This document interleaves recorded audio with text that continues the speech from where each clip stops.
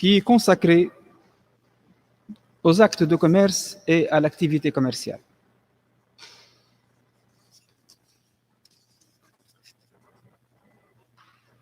Nous avons identifié les actes de commerce, nous avons examiné la commercialité par nature, nous avons examiné également la commercialité par accessoire et la commercialité par la forme, acte de commerce par nature, acte de commerce par accessoire, acte de commerce par la forme. Et la semaine dernière, nous avons entamé un titre deuxième dans cette première partie consacrée au régime des actes de commerce.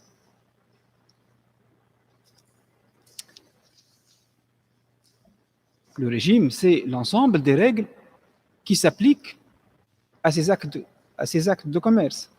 Quelles sont les règles qui vont s'appliquer? Et nous sommes partis d'une comparaison entre le droit civil et le droit commercial. Quand on aura identifié les actes de commerce par rapport aux actes civils ou par rapport à l'activité civile, nous sommes maintenant amenés à regarder du côté des règles et des principes qui vont s'appliquer pour gouverner, pour régir ces actes et ces activités commerciales. Nous allons examiner, dans le cadre de ce titre troisième, nous allons voir ensemble deux chapitres. Un chapitre premier qui concerne le régime général des actes de commerce, pour passer ensuite au régime particulier des actes mixtes.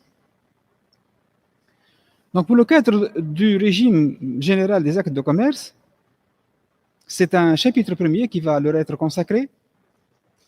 Nous parlerons de la formation et de la preuve, de l'exécution et des litiges qui naissent à l'occasion de l'accomplissement ou à la suite de l'accomplissement de ces actes ou dans le cadre de cette activité commerciale. Nous commençons par la section première sur la formation et la preuve des actes de commerce et tout de suite, nous partirons dans l'examen de la formation des actes de commerce.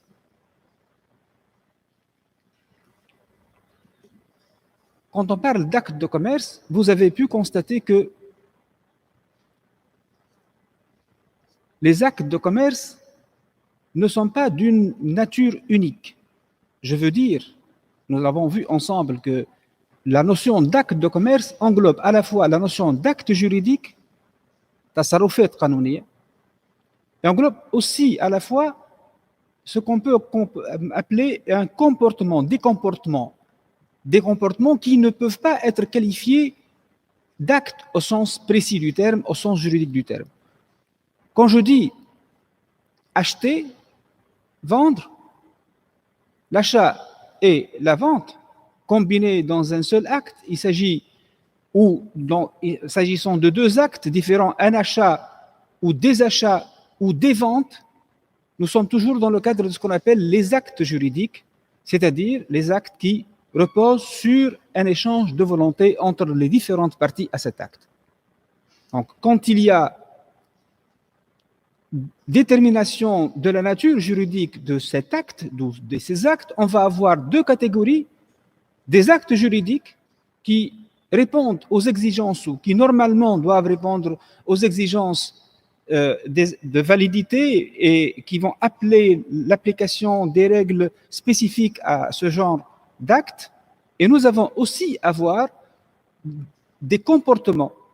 Quand on parle de production au sens de création ou au sens de transformation. Et nous l'avons vu, nous avons vu que l'industrie ou les activités industrielles, l'activité industrielle est qualifiée d'activité commerciale. La production ou les actes de production ne sont pas des actes juridiques. Il s'agit de la réalisation de plusieurs opérations qui vont permettre de dire que là, nous sommes en train de faire de la production. Quelqu'un qui va, ou une usine spécialisée dans la fabrication de tissus, cela suppose plusieurs opérations d'ordre matériel qui va permettre de passer du fil vers le tissu. Et donc, il ne s'agit pas d'actes juridiques, il s'agit d'actes matériels, et ce sont des activités, des actes de production. Et donc, quand on parle d'actes juridiques, le concept général d'acte de commerce va être différent de la conception civiliste. La conception civiliste permet d'affirmer que quand on parle d'acte juridique, c'est la notion d'acte juridique au plein sens du terme, et cela ne suppose pas autre chose. Tandis que lorsqu'on parle d'acte de commerce, il y a deux variantes. La variante acte de commerce qui correspond à la variante d'acte juridique au sens civiliste, mais il y a d'autres actes de commerce qui ne reposent pas sur un échange de volonté, mais qui reposent sur l'accomplissement d'activités ou d'actes matériels. Et donc, soyez conscients de cette différence. Et quand on parle du régime général des actes de commerce, on parlera des deux variantes, c'est-à-dire qu'on parlera d'abord des actes au sens juridique du terme, mais on parlera aussi de ces actes matériels qui vont appeler l'application d'un régime général des actes de commerce. Quand je parle de la formation des actes de commerce, quand je parle de la formation, je parle de la formation d'actes au sens juridique, d'actes juridiques au sens précis du terme, au sens, si vous voulez, le sens civiliste. Alors, pour la formation des actes de commerce, nous allons voir quelles sont les spécificités qui constituent ce régime des actes de commerce. Et quelles sont les spécificités qui seront attachées à cette qualification ou cette couleur de la commercialité qui va s'appliquer aux actes de commerce. Et donc, nous allons voir ces éléments concernant le consentement, la capacité et la forme de ces actes. Parallèlement, je suppose que lors du dernier semestre, vous avez déjà étudié la théorie générale des obligations ou du contrat. Et donc, vous avez vu l'essentiel pour ce qui concerne la formation de l'acte juridique d'une façon générale, les questions relatives à la formation et à l'exécution des actes takwin wa tanfidh at-tasarrufat al-qanouni. Alors, on va rappeler ici quelques éléments et pour les comparer, rappeler des éléments de droit civil pour les comparer à ce qui existe en droit commercial, à ce qui est valable en droit commercial. En droit civil, et pour ce qui concerne le consentement, vous le savez déjà, en droit civil, le silence ne vaut pas consentement. Le silence ne vaut pas acceptation.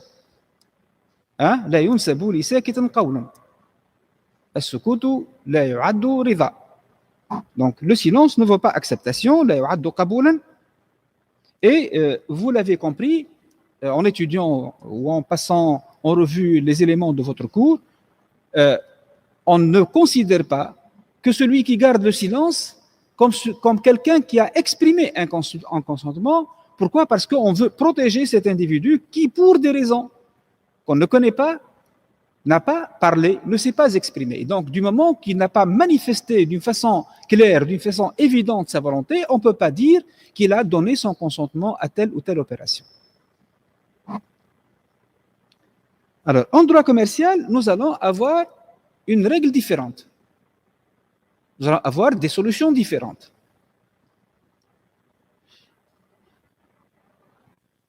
Des solutions différentes, vous allez le remarquer, qui s'expliquent par justement la spécificité de la vie des affaires.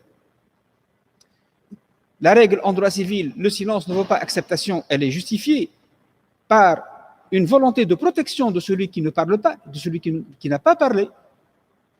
En droit commercial, c'est un autre domaine, c'est le domaine des affaires. Et dès le début, nous avons dit que le domaine des affaires nécessite des solutions particulières. Ce n'est pas le domaine du droit civil, ce n'est pas le domaine des relations entre particuliers comme vous et moi, mais c'est un domaine qui est constitué, qui est composé par des professionnels, des professionnels qui ont besoin de règles spécifiques pour respecter cette dynamique de la vie des affaires. Et donc, ces règles spécifiques vont apparaître dans un premier temps au point de vue du consentement, de l'expression du consentement. Nous avons un texte spécifique. Ce texte est l'article 29 du Code des obligations et des contrats. L'article 29 du Code des obligations et des contrats. Alors nous allons remarquer que ce texte prévoit deux solutions qui vont exprimer l'inverse de ce qui est décidé en droit civil. Le silence va valoir acceptation dans le domaine des relations commerciales. Deux manifestations du silence peuvent engager le destinataire de l'offre. Là, on parle d'offre et d'acceptation. Al-arv, al-ijab ou al-qaboul. Offre et acceptation. Donc, deux manifestations du silence peuvent, d'après l'article 29, engager le destinataire de l'offre. Il y a quelqu'un qui fait une offre, l'autre va garder le silence. Qu'est-ce qu'on va dire? Une première manifestation est prévue de la manière suivante. Lorsqu'une réponse d'acceptation n'est pas exigée par l'usage du commerce, le contrat est parfait dès que l'autre partie en a entrepris l'exécution. Là, on parle des usages. Vous vous rappelez de votre cours de première année et vous avez vu cette question de la coutume et des usages. Il y a des usages qui sont spécifiques à la vie agricole, il y a des usages qui sont spécifiques à la vie familiale, il y a des usages qui sont spécifiques à la vie commerciale. Et donc, là, il s'agit de dire que quand les usages estiment ou prévoient comme solution que le contrat est parfait dès que l'autre partie en a entrepris l'exécution, le contrat est formé. Donc, c'est un silence. Mais pour dire que le contrat est formé dans cette situation, pour déduire du silence une acceptation, il faut, prouver l'existence de l'usage. Donc, ici, rappelez-vous, quels sont les modes de preuve? Les usages peuvent être prouvés par tous les moyens. Donc, toutes les questions que vous avez envisagées en première année, rappelez-vous maintenant de ces éléments et vous allez dire que pour prétendre à l'existence d'un usage en cette matière, il faut prouver. Et celui qui prétend son existence, à celui qui prétend l'existence de cet usage, de le prouver. Donc, celui qui va soutenir qu'il y a un usage en cette matière doit prouver cet usage. Et donc, non seulement il faut prouver l'usage, mais il faut prouver que dans cet usage, il faut que la partie, la destinatrice, le destinataire de l'offre a entrepris l'exécution du contrat. Donc, entreprendre l'exécution du contrat en conformité avec un usage, mais il faut prouver cet usage. Il faut prouver deux éléments, donc l'usage et le commencement d'exécution. Ça, c'est une première solution qui résulte de l'article 29 du Code des obligations et des contrats. J'imagine que dans un domaine particulier, fabrication des textiles ou commerce de l'huile d'olive, on va prendre en considération les usages dans une région déterminée, par exemple, le fait de passer une commande, qu'il s'agisse d'une commande écrite ou orale, pour une quantité déterminée. Là, on ne va pas exiger que le destinataire de l'offre réponde par la positive pour dire qu'il a accepté. Il peut garder le silence, mais une fois il a commencé l'exécution, donc livraison d'une partie de la commande, et que l'usage veut que dans ce cas, quand on garde le silence et on commence à exécuter le contrat est formé. Donc ça, c'est une situation qui va nous permettre de dire que ce silence, c'est un silence qui exprime une acceptation si les deux conditions de cette première hypothèse se trouvent vérifiées. La deuxième hypothèse, ou la deuxième solution,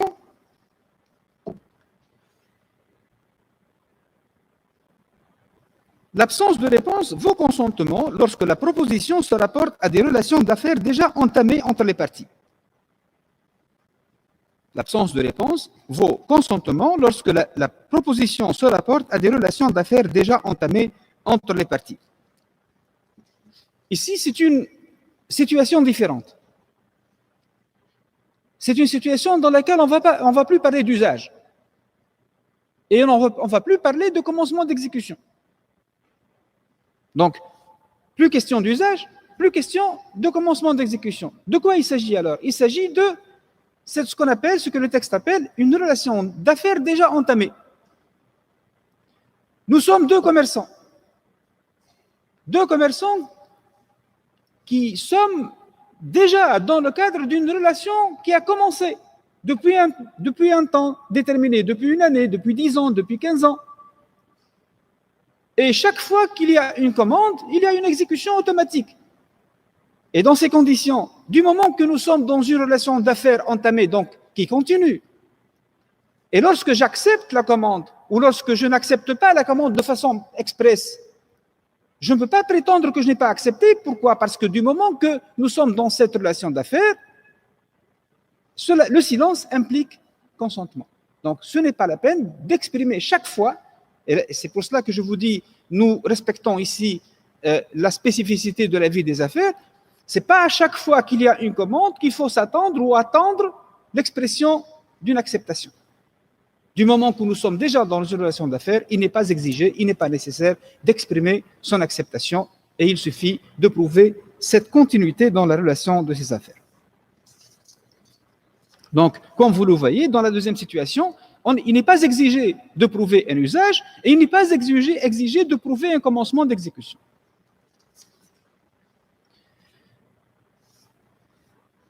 Maintenant, nous passons à la deuxième question relative à la formation des actes de commerce. Finalement, c'est la deuxième condition, la condition du consentement, la condition de la capacité. La capacité, al-ahliya.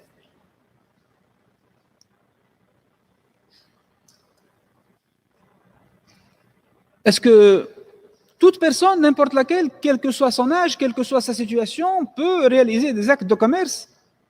C'est ça la question, et c'est à cette question qu'on va essayer de répondre. Et pour la réponse à cette question, je vous fais un rappel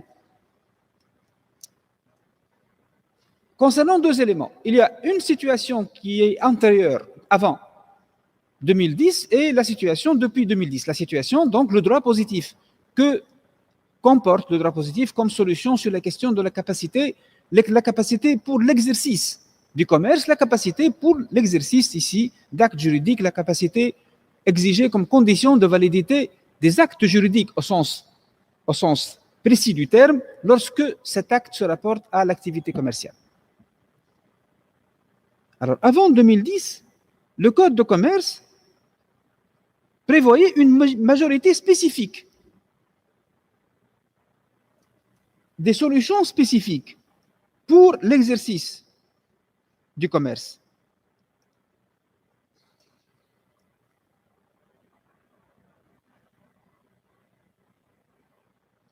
Majorité spécifique, donc la majorité légale ordinaire avant 2010 était de 20 ans.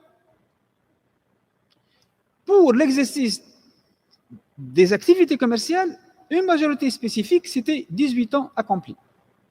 Donc, là encore, on tenait compte de la spécificité de la vie des affaires.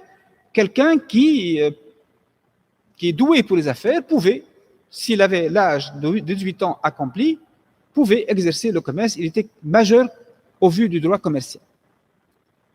Depuis la loi de 2010, et vous avez la référence, et je suppose que vous disposez d'ores et déjà de votre cours, la loi de 2010, la loi du 26 juillet 2010, a unifié l'âge de la majorité. Donc, il n'y a plus de distinction entre majorité civile et majorité commerciale. Quand on aura atteint l'âge de 18 ans, qu'il s'agisse d'engagement civil ou d'engagement commerciaux, la personne de sexe féminin ou de sexe masculin est considérée comme majeure de par la loi. Donc, il n'est plus question de distinguer, au point de vue de la majorité légale, entre obligations civiles et obligations commerciales, actes civils ou actes commerciaux. À cette situation s'ajoute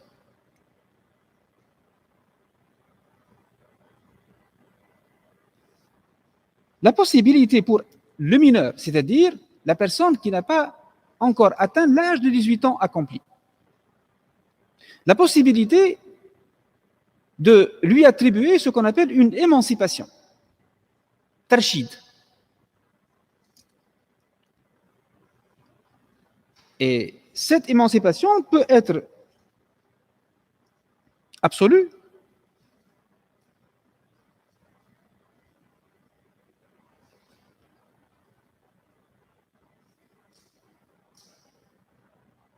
comme elle peut être restreinte. Restreinte, mahdoud. Mahdoud, tarshid mahdoud. Absolu, mutlaq. Donc,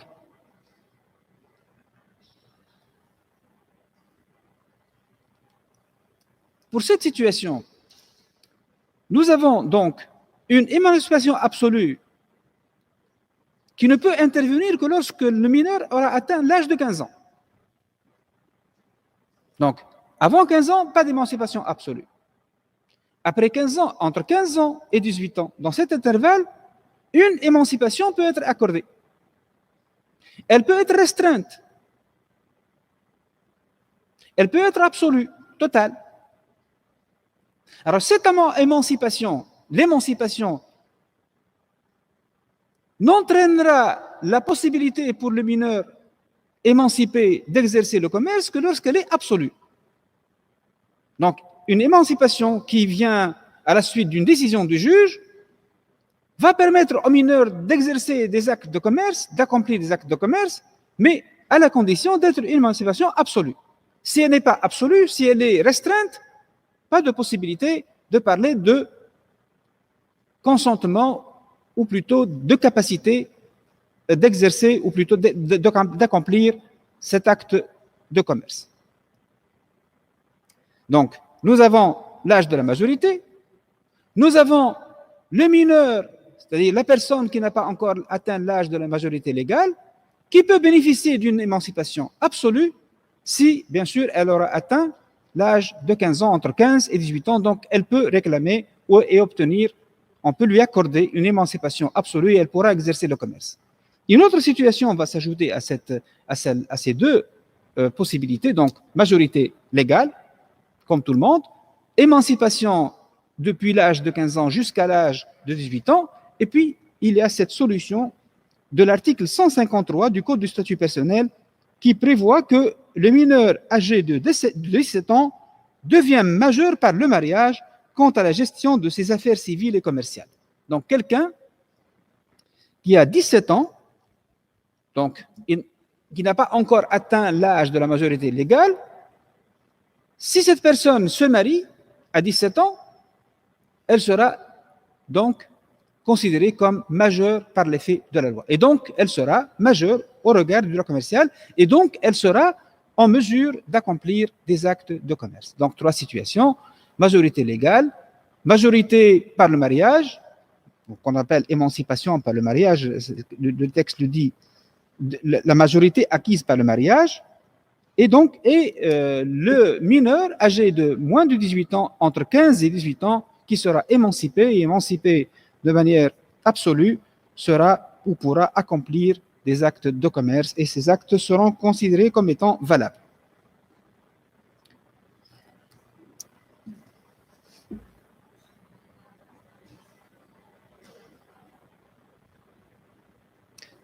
Je pense que c'est une situation qu'on peut qualifier de non réversible, d'irréversible, c'est-à-dire une fois qu'il a atteint cet âge, cette majorité, on ne peut pas lui rétracter parce que le divorce n'engendre pas un retour à la situation de minorité. Alors, quelle est la forme maintenant des actes de commerce?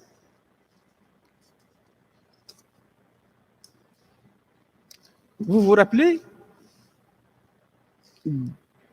lors de l'exposé de l'introduction à ce cours, nous avons dit que le droit commercial présente des spécificités au droit civil, par rapport au droit civil. Des spécificités qui apparaissent au point de vue de différentes manifestations. Nous avons dit que la rapidité de la vie des affaires impose de recourir à des solutions particulières. Et nous avons dit que le droit commercial prévoit des solutions concernant la prise en considération de la forme. Nous avons comparé le droit civil et le droit commercial. Nous avons dit que lorsque vous voulez accomplir une opération d'acquisition d'un immeuble immatriculé, il y a un formalisme qui est imposé, un formalisme que nous avons présenté comme, qui est présenté généralement comme un formalisme assez lourd et en même temps protecteur, parce que la vente d'un immeuble immatriculé ne ressemble pas du tout à la vente d'une baguette de pain. Alors, pour le droit commercial, on prévoit que ce droit commercial n'est pas aussi formaliste que le droit civil. Parce que le formalisme alourdit, empêche une conclusion rapide d'opérations commerciales. Mais en même temps, nous avons vu que des exceptions sont prévues. Et nous l'avons vu essentiellement pour la lettre de change. La lettre de change est entourée d'un formalisme qui doit être respecté scrupuleusement.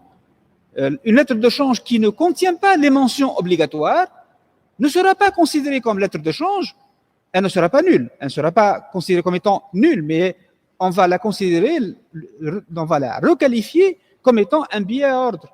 Et en même temps, ce papier qui n'est pas considéré comme lettre de change peut quand même prouver l'existence d'une dette. Vous avez vu que, ou nous verrons plutôt, qu'en matière de vente, de fonds de commerce, on va observer un formalisme équivalent, parallèle, semblable au formalisme qui accompagne l'accomplissement, ou plutôt les ventes d'immeubles immatriculés. Et donc, généralement, le droit commercial est débarrassé de ce formalisme lourd adopte en même temps un formalisme qui peut tenir compte ou qui tient compte de la spécificité de la vie des affaires. Maintenant, on va examiner une autre question. Nous passons au paragraphe 2e relatif à la preuve des actes de commerce.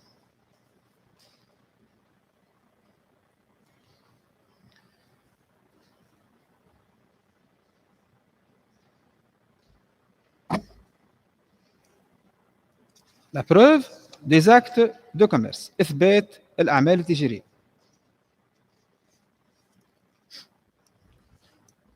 Je profite de cette occasion pour rappeler que l'un de mes anciens étudiants m'a envoyé un message dans lequel il dit que quelque part dans une ville de la République, il y a un cours de droit commercial en langue arabe qui porterait mon nom. Vous confirmez? Non.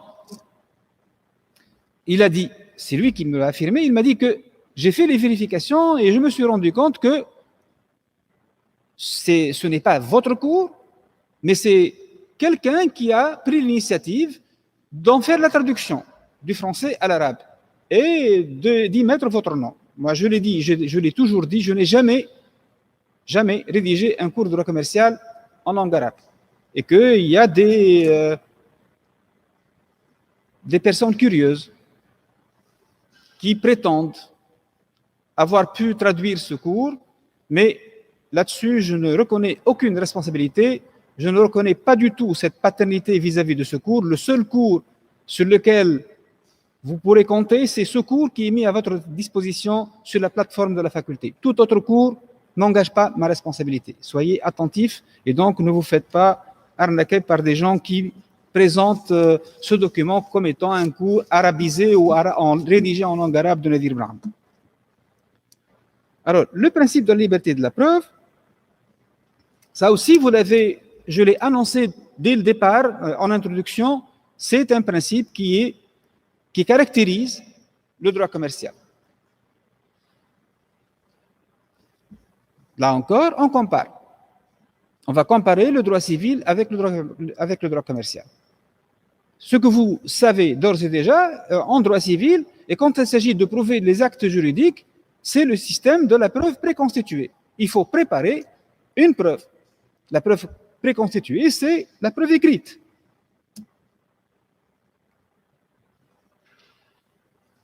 Preuve écrite, preuve par acte sous seing privé,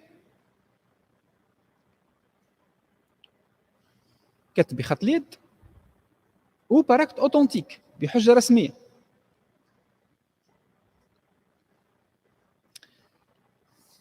L'article 473 interdit la preuve par témoin, 473 du Code des obligations et des contrats, interdit la preuve par témoin lorsque la valeur de l'engagement dépasse ou égale 1000 dinars. Si la valeur de l'engagement est égale ou dépasse 1000 dinars, là, il faut établir un écrit. Écrit, ça veut dire acte sous seing privé ou acte authentique. Alors, vous imaginez que dans le cadre des relations entre commerçants, deux commerçants, les commandes sont passées, elles sont livrées, elles portent sur des sommes extraordinaires, extraordinairement grandes, élevées. Et si on applique les principes de droit civil, on va demander chaque fois d'établir un écrit, d'aller faire la queue devant le bureau de la municipalité de l'une des grandes surfaces, ou je ne sais pas quoi faire, ou faire appel à des notaires. Ce n'est pas du tout pratique, ce n'est pas commode, et c'est pour cette raison qu'on dit qu'on ne peut pas faciliter la vie des affaires en exigeant des preuves écrites. Et donc, on admet le principe de la liberté de la preuve. Alors, donc, ce formalisme relatif à la preuve ne convient pas à la vie des affaires, et c'est ce qui a imposé le recours à un système plus souple, la liberté de la preuve en matière commerciale. Et cette liberté de la preuve en matière commerciale s'était déjà manifestée avec les dispositions du Code des obligations et des contrats, vous le savez, qui date de 1906. L'article 478 prévoit que la preuve testimoniale, la preuve par témoin, est recevable entre commerçants dans les affaires où il n'y a pas d'usage d'exiger des preuves écrites. Donc, déjà, depuis 1906, avec l'article 478, on prévoit une solution spécifique lorsqu'il s'agit de prouver entre commerçants et dans le cadre de leurs affaires commerciales. C'est le principe de la liberté de la preuve.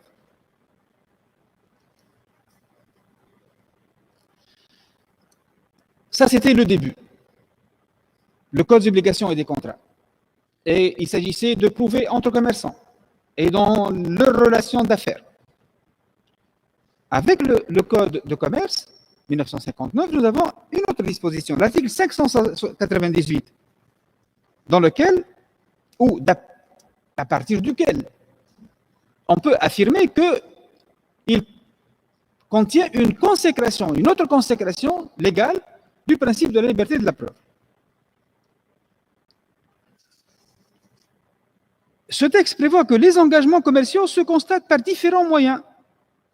Alors, quels sont ces moyens? C'est l'acte authentique, les témoignages, les présomptions, les correspondances, les factures, les livres des parties, c'est-à-dire la comptabilité des parties.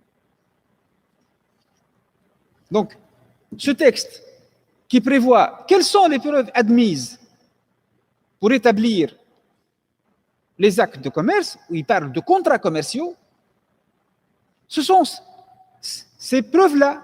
Il y a les preuves écrites, mais aussi il y a les présomptions, il y a le témoignage, il y a les correspondances, il y a les factures.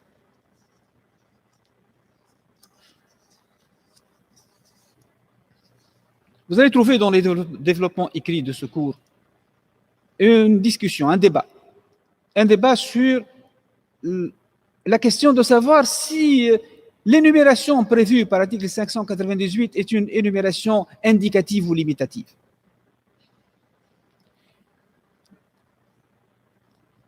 Ce que vous allez trouver également, vous allez bien? Il y a un problème? Vous pouvez sortir s'il y a un problème. Hein? Allez-y. Donc, ce texte, quand on examine, on va trouver qu'il énumère. Mais que cette énumération ne peut pas être comprise comme étant une énumération limitative. c'est une énumération à titre indicatif. Voilà quels sont les moyens de preuve et l'évolution permettra de découvrir d'autres moyens qui vont servir pour prouver ces relations commerciales ou ces engagements commerciaux ou ces contrats commerciaux. Et donc, l'idée à retenir, c'est que c'est une énumération indicative, elle n'est pas limitative. Et à cela s'ajoute d'abord la jurisprudence. Au moment où l'article 598 a été posé, en cette date, en 1959, il n'y avait pas de fax. Plus tard, il y a eu le fax. Et le fax est une correspondance. Les tribunaux ont admis le fax comme moyen de preuve. Quand bien même ce moyen n'ait pas été expressément prévu par le texte. Le texte a parlé de correspondance. La jurisprudence également a pu accepter les correspondances électroniques, les emails.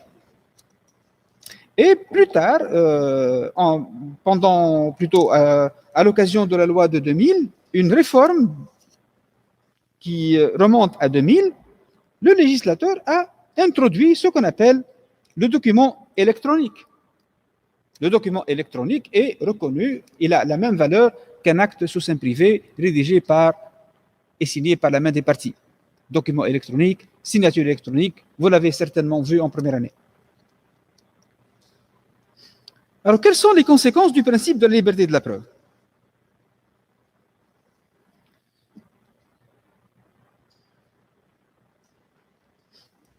Quelles sont les conséquences de ce principe? L'article 598 vise les engagements commerciaux. Les engagements commerciaux, quand on parle d'engagements commerciaux, nous savons d'ores et déjà que le mot engagement employé dans une formule générale vise aussi bien les engagements volontaires, contrat et déclaration unilatérale de volonté, mais il vise aussi les engagements extra-contractuels, délits et quasi-délits. Mais quand on examine de près le problème de la preuve, des engagements, ce que nous allons constater de spécifique, c'est plutôt les engagements volontaires. Parce que vous savez, et on le sait déjà, que pour les engagements volontaires de nature civile, c'est la preuve préconstituée, la preuve écrite. Ce qu'il y a de nouveau pour les engagements commerciaux, c'est cette solution qui est spécifique, c'est-à-dire la preuve par tous les moyens. Et si on fait la comparaison entre engagements plutôt non contractuels, extra-contractuels en matière commerciale, au point de vue de la preuve, c'est la même solution parce que tout ce qui n'est pas, ou tout ce qui est extra-contractuel, délit et quasi-délit, est par nature, dans les relations civiles, est par nature soumis au principe de la liberté de la preuve. Quand il s'agit d'établir un délit, de prouver un délit ou un quasi-délit, on n'a pas besoin d'un écrit. L'écrit n'est pas exigé, c'est tout à fait normal. C'est quelque chose qui n'est pas préparé, qui n'est pas voulu. Et donc, les faits juridiques, aussi bien en matière civile qu'en matière commerciale, sont des faits qui sont soumis au principe de la liberté de la preuve. Et donc, la spécificité ne va concerner, pour les engagements commerciaux, que les engagements volontaires, contrats et déclarations unilatérales.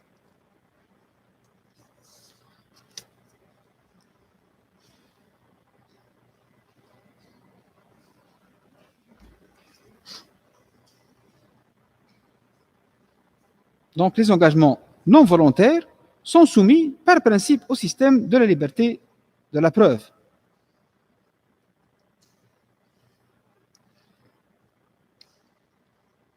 Autre précision, c'est que le principe de la liberté de la preuve s'applique quelle que soit la qualité du partenaire du commerçant. C'est-à-dire, ce principe s'applique aussi bien lorsque les deux parties à l'acte sont commerçantes ou lorsque l'une d'elles seulement a cette qualité de commerçant.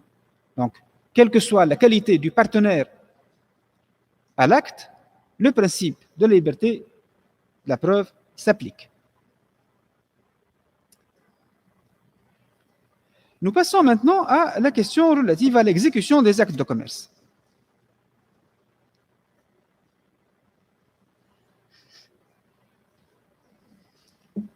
Ce qu'on affirme, c'est que l'exécution des actes de commerce est différente dans son régime de celle des actes civils. Est-ce que cette affirmation est vérifiable ou non? C'est ce qu'on va voir. On va commencer par examiner cette affirmation à partir de la question relative à la solidarité.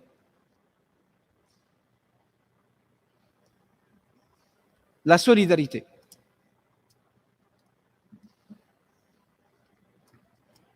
التضامن.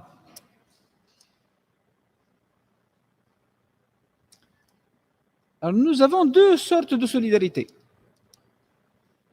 Solidarité active et solidarité passive. Solidarité active veut dire solidarité entre créanciers. التضامن بين الدائنين. التضامن بين الدائنين. La solidarité passive, c'est, on parle de solidarité passive lorsque les relations concernent les débiteurs. تضامن المدينين. On parle donc de solidarité active lorsque, entre plusieurs créanciers, chacun d'eux a le droit d'exiger et de toucher la totalité de la créance. Et le débiteur n'étant obligé que de s'exécuter une seule fois entre les mains des créanciers solidaires. Donc, la solidarité suppose qu'elle soit du côté des créanciers ou du côté des débiteurs, suppose la pluralité. Suppose la pluralité. Quand il s'agit d'un seul débiteur, on ne parlera pas de solidarité. D'un seul créancier, on ne parlera pas de solidarité. Et donc, l'idée de solidarité suppose la pluralité, la multiplicité, plusieurs. Parce qu'il s'agit de demander l'exécution ou de s'exécuter vis-à-vis de plusieurs. Donc, dans la solidarité active, la solidarité des créanciers, on a dit que chacun des créanciers a le droit d'exiger et de toucher la totalité de la créance vis-à-vis d'un débiteur qui, lorsqu'il aura payé un créancier, il sera libéré vis-à-vis de tous les autres. Je prends un exemple très courant. Vous êtes 4 ou 5 étudiants. Vous vous adressez à un propriétaire d'une maison, d'un appartement. Vous allez trouver qu'il y en a plusieurs. Il y a plusieurs propriétaires. C'est des propriétaires indivis. Et donc, on va envisager que ces propriétaires vont vous dire, écoutez, je ne vais pas louer pour l'ensemble, je vais louer pour un seul. Et vous acceptez. Il y a un seul locataire et plusieurs propriétaires. Il y a solidarité active. Donc, les créanciers sont les propriétaires. Le débiteur du montant des loyers, c'est l'étudiant. Quand il y a solidarité, on va supposer que le contrat prévoit une clause de solidarité. Cela veut dire quoi? Cela veut dire que un seul des copropriétaires va s'adresser au locataire. Il va lui demander de payer la totalité de la créance, la totalité des loyers. Et en payant la totalité à l'un seul d'entre eux, des propriétaires, c'est-à-dire à l'un seul des copropriétaires, il sera libéré. Donc, il n'aura plus à sa charge cette dette qui consiste en des sommes de loyer. Donc, il aura payé, il paiera un seul, et ce paiement vaudra pour tous les autres. Dans une situation où il n'y a pas de solidarité, on ne parle pas de solidarité, une situation, je dirais, normale. Il y a plusieurs propriétaires, un seul locataire. Et dans cette situation, le locataire devra payer chacun des copropriétaires dans la limite de la part qui lui revient. On va imaginer qu'ils sont 5. Le montant des loyers de 500 dinars, il va payer à chacun la somme de 100 dinars. Et quand il n'y a pas solidarité, quand il n'y a pas stipulation de solidarité, lorsqu'il aura payé à l'un seul 500 dinars, ce paiement ne va pas le libérer vis-à-vis des autres. Voilà en quoi consiste cette solidarité active.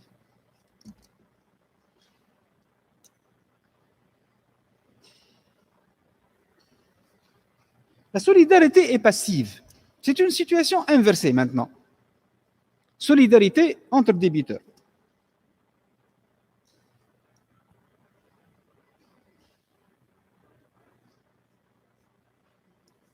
Solidarité entre débiteurs exige la pluralité. Il y a plusieurs débiteurs. On va inverser, il y a un propriétaire et 5 locataires. On parlera de solidarité passive, donc solidarité dans la dette. 5 locataires, il n'y a pas solidarité, il n'y a pas solidarité. Lorsque chacun d'entre eux doit payer sa quote-part. Lorsque le propriétaire va s'adresser à eux, il va s'adresser à chacun d'eux. S'il y a solidarité, il va demander à l'un d'eux de payer pour le tout. Et c'est en cela qu'on va parler de solidarité passive. Qu'est-ce qu'il va faire par la suite? Il va payer pour le tout et les autres vont se retourner, ou plutôt il va se retourner contre les autres pour récupérer ce qu'il a payé à leur place. Donc, en droit civil, la solidarité passive ou active ne se présume pas. Ne se présume pas. En droit civil, ne se présume pas. Et donc, il faut qu'elle soit stipulée dans l'acte, soit prévue par la loi. Donc, on ne peut pas dire chaque fois qu'il y a pluralité, il y a solidarité. De quoi on a parlé tout à l'heure? On a parlé de pluralité. Quand on dit solidarité, on dit pluralité. Et donc, la deuxième remarque, c'est que ce n'est pas, pour le droit civil, ce n'est pas que chaque fois qu'il y a pluralité, il y a nécessairement solidarité. Là, en droit civil, on ne peut parler de solidarité aussi bien active que passive que lorsqu'elle est stipulée. Non, il y a une clause qui stipule, il y a une clause du contrat qui stipule la solidarité, qui prévoit la solidarité, ou il y a une disposition de la loi qui prévoit cette solidarité. Maintenant, ça, c'est le droit civil. La présentation, elle est faite du point de vue du droit civil. Maintenant, du point de vue du droit commercial, qu'est-ce que nous allons avoir? Nous allons avoir que la solidarité passive est présumée. Et donc, la solidarité passive est présumée, la solidarité active ne se présume pas. Et donc, la présomption de solidarité va se situer uniquement lorsqu'il y a une solidarité passive, lorsqu'il y a solidarité entre débiteurs. Elle est prévue dans l'article 175. L'article 175 du Code des obligations et des contrats. Que dit ce texte? Je vous le lis. La solidarité est de droit. Donc, on va tirer qu'elle est présumée. Elle est de droit dans les obligations contractées entre commerçants pour affaires de commerce. Si le contraire n'est exprimé par le titre constitutif de l'obligation ou par la loi. Et donc, nous allons avoir une solution inversée par rapport au droit civil. La solidarité passive en droit civil ne se présume pas, sauf si le contraire résulte du contrat ou de la loi. Pas de solidarité passive en droit civil, sauf s'il y a stipulation contractuelle ou sauf si la loi le prévoit. Cette solution en droit commercial est inversée. C'est-à-dire, la solidarité passive, la solidarité entre débiteurs est présumée, sauf si le contrat prévoit le contraire, ou sauf si la loi prévoit le contraire.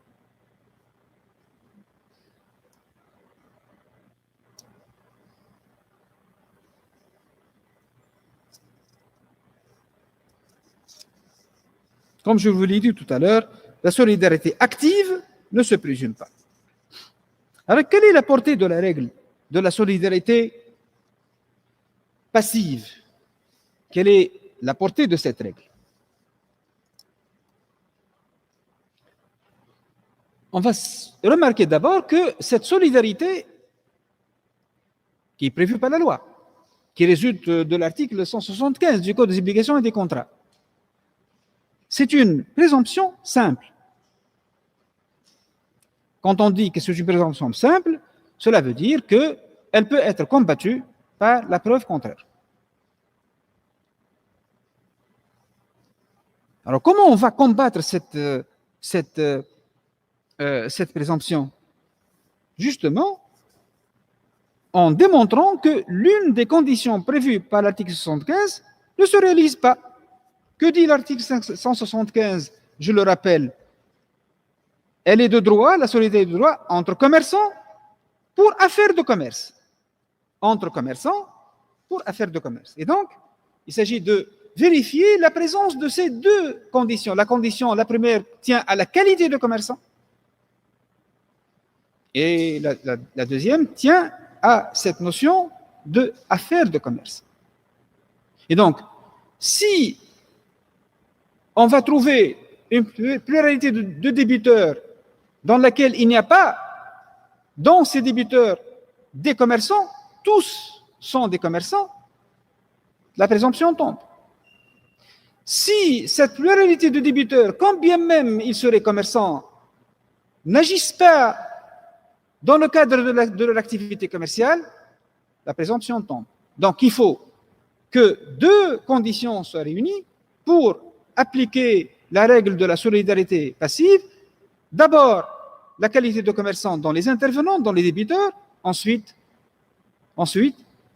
qu'ils interviennent dans le cadre de leurs affaires commerciales.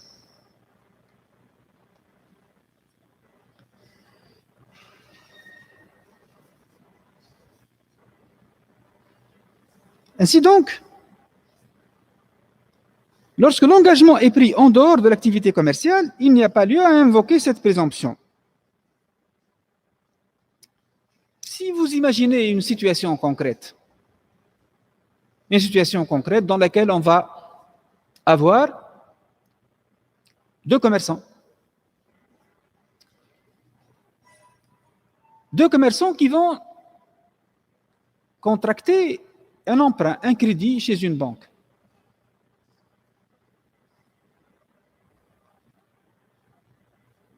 D'un montant déterminé.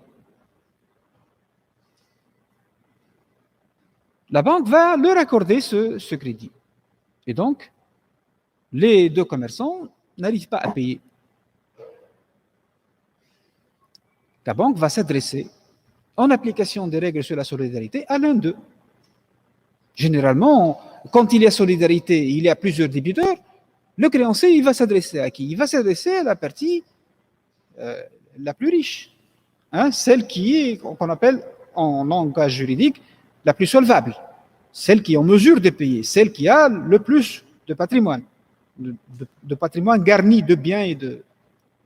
Alors, elle va s'adresser à l'un de ces commerçants. Donc, d'apparence, nous avons la banque qui est un commerçant, s'agissant d'une société anonyme nécessairement, elle a la qualité de commerçant. Et donc, de l'autre côté, il y a ces deux commerçants, ces deux personnes qui ont la qualité de commerçant. Comment va-t-on pouvoir combattre cette présomption, faire tomber cette présomption? Soit qu'on prétende que l'un d'eux n'a pas la qualité de commerçant, soit qu'on dise que, oui, nous avons contracté cet emprunt, mais nous l'avons contracté non pas pour les affaires commerciales, ou du moins pour celui contre lequel la banque a agi. Celui-là, il va dire, écoutez, oui, j'ai contracté cet emprunt, oui, j'ai la qualité de commerçant, mon frère a la qualité de commerçant, mais écoutez, moi j'ai contracté cet emprunt pour assurer les dépenses du mariage de mon fils. Et quand il s'agit de dire et de prouver que cet emprunt a été contracté, non pas pour affaires commerciales, mais pour affaires privées, la solidarité va tomber. Vous voyez donc, quand on parle de conditions, on va pouvoir tomber cette présomption simple de solidarité passive en apportant la preuve de l'absence des deux conditions ou de l'une de ces conditions. Les conditions de l'article 175 du Code des obligations et des contrats.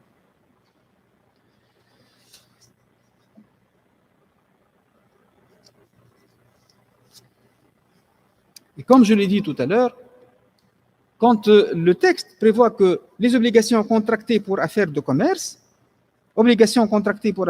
c'est une formule assez large. Contractées pour affaires de commerce, cela veut dire qu'on peut penser à ces engagements qui sont nés à l'occasion de l'exercice de l'activité commerciale. Je pense plus particulièrement aux faits non volontaires, c'est-à-dire aux délits ou quasi-délits qui se réalisent dans le cadre de l'exercice du commerce. Dans ces conditions, normalement, c'est la règle qui s'applique, mais là, nous avons une solution spécifique, c'est l'article 108 du Code des obligations et des contrats, et donc nous ne sommes pas obligés de passer par l'article 175 du Code des obligations et des contrats. Maintenant, la question relative au paiement.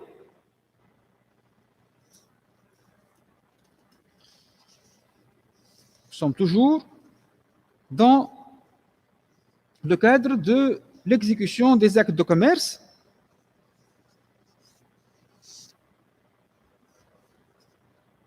Nous avons vu la solidarité dans un paragraphe premier. Dans un paragraphe deuxième, nous allons envisager le paiement. 3 questions. Les délais de grâce, l'imputation des paiements et l'anatocisme. Je vais expliquer chacune de ces notions.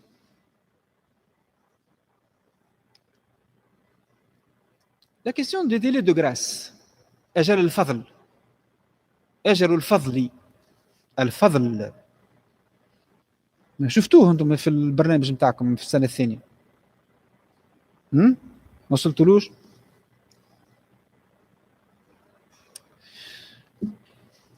Je peux être sûr que vous l'avez vu. Je suis presque sûr. Ah oui, انت وجنتي.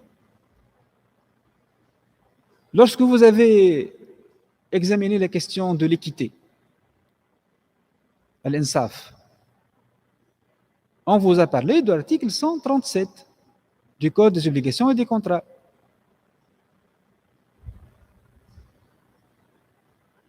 Vous allez vous en rappeler, je suis sûr. Lorsque vous retournerez chez vous et vous allez sortir de l'ombre vos documents, vous allez rencontrer cette question. Alors,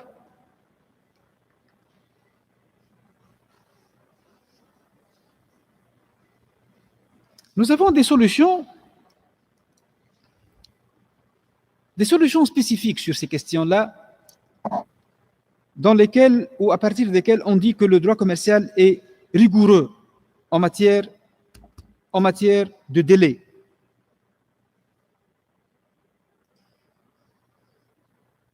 Les articles 338, alinéa 2, 341 et 406 du Code de commerce interdisent d'accorder des délais de grâce une fois l'échéance arrivée.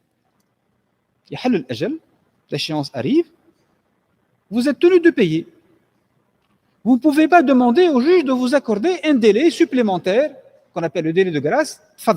الفضل تفضل يعني ليس هناك واجب هناك فضل من القاضي. هل هناك فضل من القاضي يتفضل بمنحك أجلا؟ هو الأجل غير تعاقدي لا يلزم هو ما سيمنحه لا يلزم القاضي ليس ملزما به. On se pose la question, est-ce que le juge peut accorder un délai de grâce? Vous avez des solutions spécifiques au droit commercial, les articles 338, qui vous disent qu'il est interdit d'accorder des délais de grâce. Interdit d'accorder des délais de grâce. Si l'échéance arrive, vous êtes tenu de payer.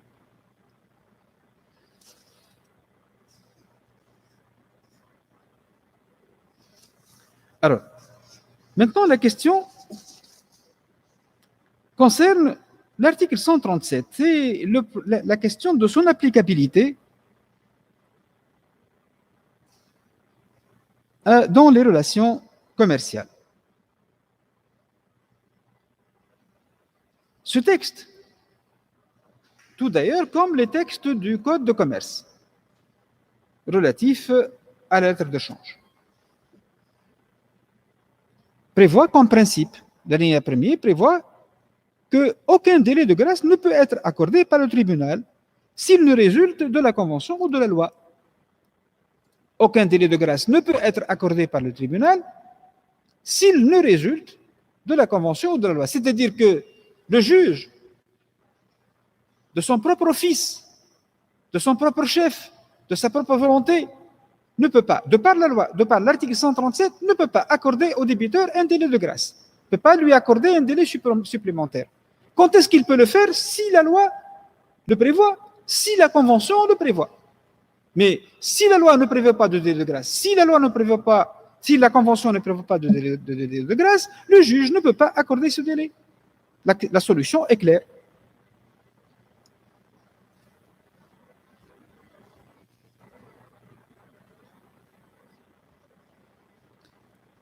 D'où résulte la difficulté? Elle résulte des alinéas 3 et suivants de l'article 137. D'après ce texte, le tribunal peut accorder un délai ne dépassant pas 1 an et ne pouvant pas être renouvelé au débiteur qui prouve que ce délai favorise le paiement de sa dette. Un délai. Mais lorsqu'on examine attentivement le texte ne parle pas d'exécution d'une convention, d'un contrat. Le texte parle d'exécution d'un jugement rendu contre un débiteur. Donc ce n'est pas l'article 137, et ça c'est une observation qui peut intéresser aussi bien la matière civile que la matière commerciale. Nous sommes partis en droit tunisien, nous, c'est-à-dire les tribunaux essentiellement, d'une lecture extensive de l'article 137. L'article 137 qui normalement ne devrait pas figurer, ou du moins les alinéas 3 et suivants de l'article 137 n'auraient pas dû figurer dans le COC, dans le Code des obligations des contrats. Il aurait dû figurer dans le Code de procédure civile et commerciale et dans la partie relative à l'exécution des jugements. Parce que ce délai peut être accordé non pas dans l'exécution des conventions, il va être accordé ou plutôt concernant l'exécution des jugements. Et les deux questions sont différentes. Malgré cela, les tribunaux appliquent ce texte dans l'exécution des conventions, alors que ce texte est spécifique à l'exécution des jugements. Tout ça pour vous dire que une fois qu'il est appliqué aux engagements civils, il n'y a pas de différence. Et donc, le texte est de portée générale.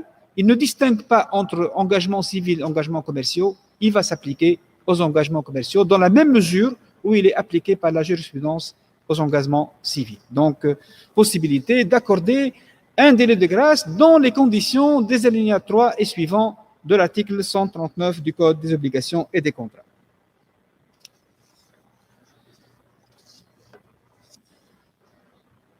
Imputation des paiements. Alors, puisque la question est un peu délicate, je vais vous permettre d'avoir une petite pause, suite à laquelle nous reviendrons. Je vous remercie.